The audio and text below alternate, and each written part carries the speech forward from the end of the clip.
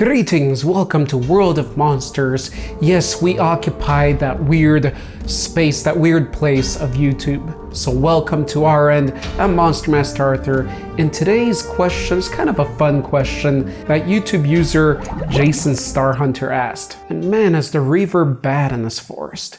It must be all the mist.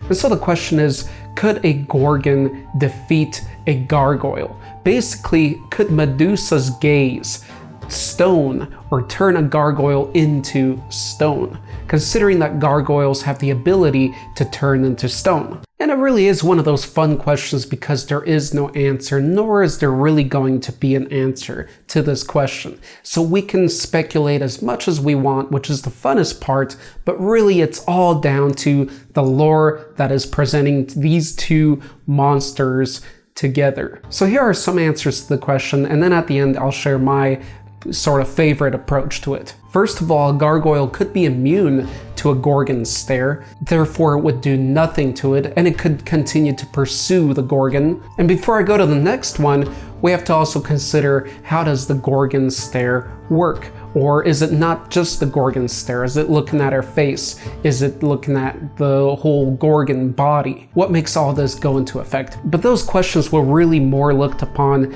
in our All About Gorgon video, so I advise you check that out if you're wondering that. But for now, let's just take into consideration that it's the Gorgon's stare, eye contact with its enemy, that results in turning the opponent into stone or some other material very similar to that. So the other conclusion is, of course, that the gargoyle could be immune and would therefore be unaffected by the stare. But another conclusion that would be more fun is, what if the stoning did take effect on the gargoyle, but internally, mentally, the gargoyle could then turn itself into stone, which would overwrite its current stoned ability from the Gorgon, and then it could unstone itself, which would unstone it from both stoning phases, if that made any sense. And well, if you like to get stoned, then this is definitely the video for you. Now, along those lines, we could also take it as it's not immune, but the effect is temporary. Therefore, maybe the gargoyle would remain stoned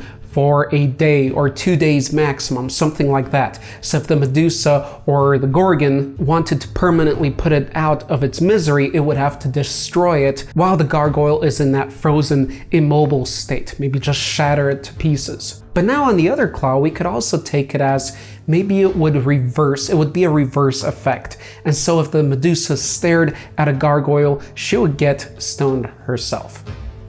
Once again, it all depends on how that lore explains the magic, maybe in general, or magic particular to those creatures. So in some wild ways, it could make sense that it would be sort of a mirrored effect. Which brings another question.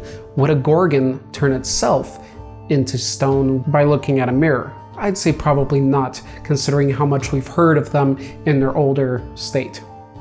If that were the case, they probably wouldn't live into adulthood, or at least not the first Gorgons that came into being. I digress. So I was talking about the reverse of the effect, and the Gorgon or Medusa turning into stone themselves, or maybe losing that ability to be able to stone other creatures out there. Or it could also be that a gargoyle that's being stared down by a Gorgon therefore loses its own ability to turn the stone. It's somewhat immune because it wouldn't be turned to stone by the Gorgon, but later it wouldn't be able to turn itself into stone either. Let me know what kind of other conclusions you can think of. My probably favorite one, or one I would put into effect if I was designing a game or maybe writing a book and including these two characters together, is that if a Gorgon stared off at a gargoyle, then if the gargoyle would shift itself into stone before the effects, before staring into the eyes of Gorgon, then it would be unaffected and it would be immune. So therefore, if it's clever enough and it's in flight, hopefully not high enough to where it would shatter, and it sees the Gorgon's about to look at it, that gargoyle can turn the stone, it'll drop to the ground, and then hopefully retain that consciousness to, as soon as it turns back into flesh and animate form, it would immediately look away and fly away. So therefore, in that petrified stone state, the gargoyle could be unaffected by a Medusa. It also comes into question how much of current consciousness and awareness a gargoyle retains when it goes, or after it goes into that stoned phase. Something I hope I remember to cover on our All About Gargoyle video. And so for the Gorgon to actually be able to turn the gargoyle, she or he would have to wait until the gargoyle is in that animate state, whether it's before turning into a stoned gargoyle or after it makes itself petrified. But then again, as I mentioned earlier, I really like that idea of the gargoyle's stoning phase being able to overwrite that stoning phase of a Medusa, a Gorgon, or a basilisk, or any other such beastie. Therefore, it would just halt it very momentarily for a very brief time, at which the gargoyle can choose to stay in that stone phase or morph itself out of it. So I could see that being quite a headache for the gargoyle, but if it's dealing with Gorgons and such creatures every day, then I'm sure it would work out a way to shift back and forth between those states and another layer of stoning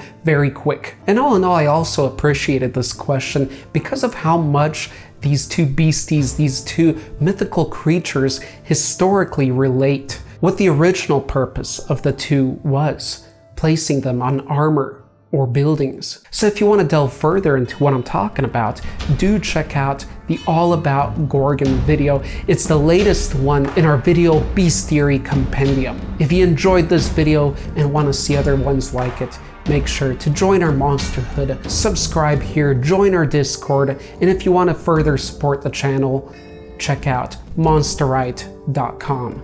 Thank you, Monsterites and travelers. Until next time.